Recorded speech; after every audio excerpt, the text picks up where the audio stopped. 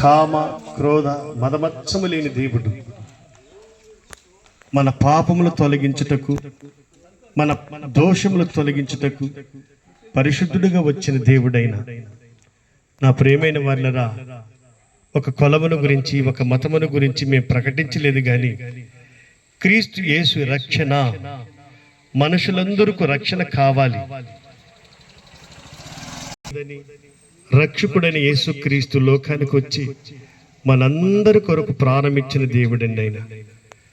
ఈ లోకంలో ఏ కోళ్ళ రక్తము కానీ, వెడ్ల రక్తము కానీ, అలాగే ఏ రక్తము ద్వారా మనిషి పాపం పోదు.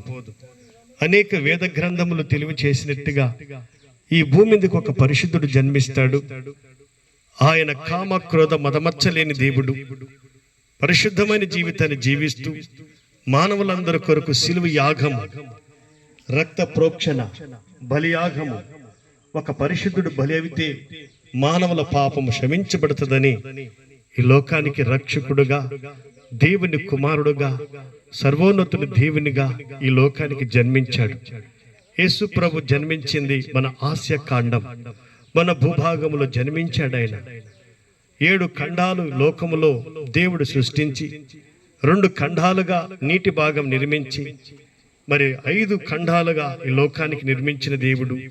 ఆ ఆసియా ఖండమే మనిషికి బొడ్డు ఏ విధంగా అయితే నడిచెంటరుగుంటుందో నడిబొడ్డు అని ఇశ్రాయేలు దేశములో పరిశుద్ధుడుగా ఒక కన్య గర్భమునందు ధరింప చేసి మానవుడి యొక్క కలయిక లేక జన్మించి